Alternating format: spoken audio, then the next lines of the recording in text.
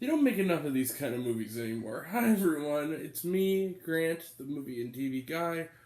Welcome to Raise on Popcorn with Grant. I apologize. This video and the video that's about to follow it after this were supposed to be from last night. I saw the films last night, but by the time I got home, I was so tired that I had to sleep. I ended up not sleeping for very long. I'm still kind of tired, but I'm more awake than I was then. So we're just gonna do this. So. Hi everyone, it's me, Grant, the movie and TV guy. And again, we're going to raise up popcorn with Grant. First off, I wanted to point out the Community movie is happening, and that makes me very happy. So, that being said, we're here to talk about a movie. Movies and TV is what we do here. And it's a movie that might be flying under a lot of your radars, and that film is The Good House. The Good House is directed by and co-written by Maya Forbes and Wally Wodorowski, I believe is how you pronounce his name, who are husband and wife filmmaking team who both have written movies together. This is the first film they've directed together, but they have directed films separately. Wolodarski has directed 3 films, none of which I've seen. One of them is like Sorority Boys, which I've heard of, but I've never seen it, and the other 2 I've never heard of. However, Maya Forbes, with a script by Wolodarski, I've seen both of her previous films. Those films were the excellent and really underrated indie film from a few years ago called Infinitely Polar Bear, which starred Mark Ruffalo and Zoe Saldana, as well as the not quite as good but still very charming sort of biographical Netflix comedy The Polka King, which was a lot of fun with Jack Black and Jenny Slate. So now this is, she's back, along with her husband, both writing and directing this time for The Good House. What's the film about? Well, it stars Sigourney Weaver. She plays Hildy Good. She is the top real estate agent, realtor, basically, of this sort of, New England town, where everybody kind of knows everybody. It's a small, sort of burg. And she is essentially, as they said, I believe is in the spirit of the hour, she's a functioning alcoholic, which means she's an alcoholic and she lies to herself, basically. She is constantly with a drink in her hand, particularly a Merlot, and much to the chagrin of her 2 daughters, as well as the other people around her. However, many people in this small town are drinking buddies, among them people like Rob Delaney and a new arrival in the town, Marina Baccarin. But she seems to be well liked by the other townspeople. As her drinking gets progressively worse, she falls in with her former flame, who's the one that got away. She was married. Her husband left her for a man. But the old flame is sort of the guy who lives nearby, and is sort of an all-purpose handyman. He kind of does everything. He's kind of dejectedly called by one of her daughters Garbage Man. His name is Frank Getchell. He's played by the great Kevin Kline. St. Louis native and father of the director of one of my favorite films this year, Owen Kline. And together the 2 of them begin to rekindle their sparks, but will her drinking problem get in the way, and can she find a path to redemption? Can everything be good for Hildy Good?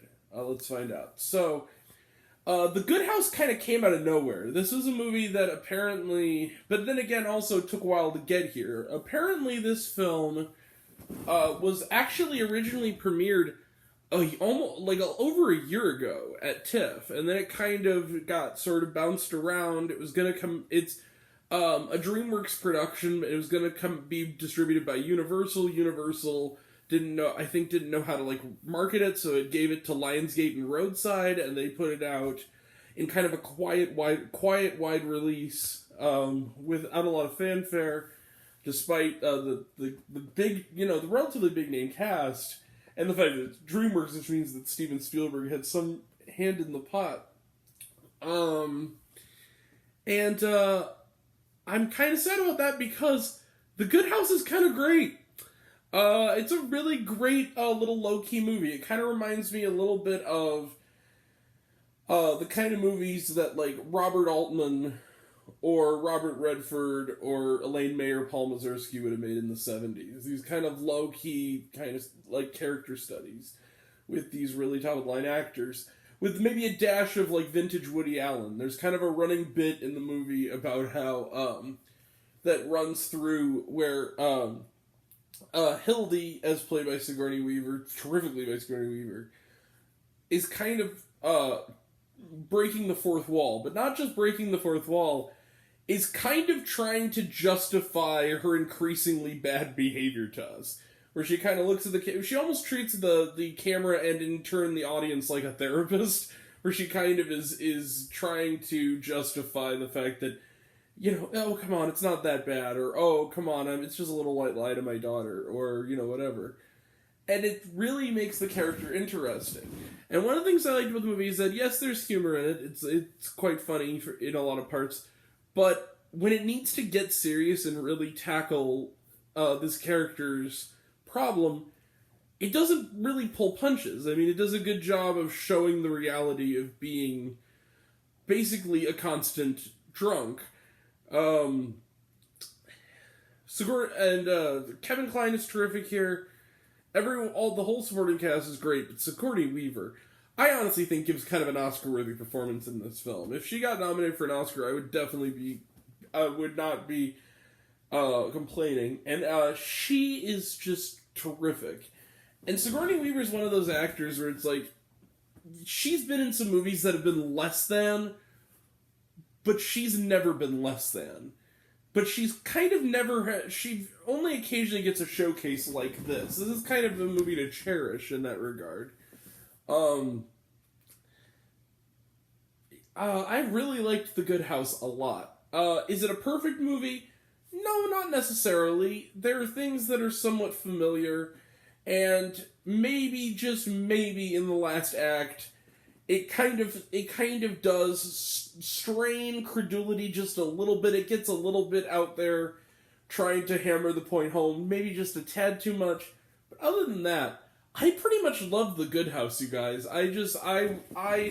We need more movies like this. I really liked... It's just a really quiet, low-key character study that feels like it's from another era, and I really love it. And yeah, I'm not going to go all the way, but I'm going to go pretty far. I'm going to give The Good House 4.5 out of 5 stars. This was a really good movie. This is a movie that really should get more eyes on it. It's kind of one of the more seemingly underrated films of this year. And maybe it'll be a sleeper hit. I hope so. You know, the box office numbers haven't come in yet. It just came out yesterday, so who knows? Maybe it'll, you know, pick up some pace. I hope so. All right. Yeah, 4.5 out of 5 stars for The Good House. Let's close the book on it. But trailer trash. Let's talk some trailer trash real quick. There were some interesting ones in this. The Banshees of Inisherin, we've talked about it, looks really good. I'm a big Martin McDonagh fan. Babylon looks good. Damien Chazelle, always here for it. Black Panther Wakanda Forever, talked about it, looks good. The Fabelmans, this is the new film from Steven Spielberg, loosely based, or at least, you know, somewhat based on his childhood, looks terrific, of course. It's Steven Spielberg. The Storied Life of A.J. Filcree. I did not know what this was. And to be perfectly honest with you, this has to be probably... Now, maybe the movie will be cute. It looks completely harmless, but the trailer is really bad. Like, it has Kunal Nair from Big Bang Theory, and it has, like, Lucy Hale in it. And it's about a guy who's sort of a cynical old-timey bookstore owner.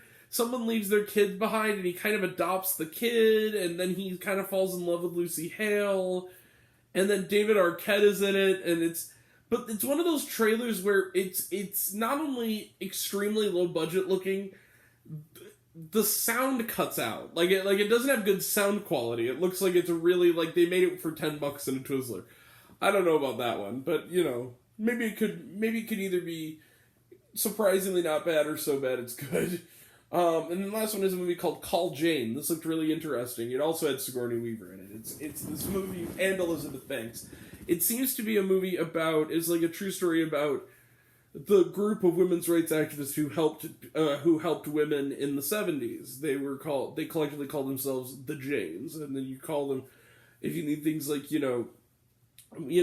things like abortions and things like that. Look kind of interesting. A good group of actors. Looks like it could be an interesting story. Yeah, looks good. And was there shawarma? Yes, there's a little scene right at the beginning of the credits. Little tag scene at the beginning of the credits. Otherwise, no. All right. We will be back right after this for. Sorry, my foot fell asleep.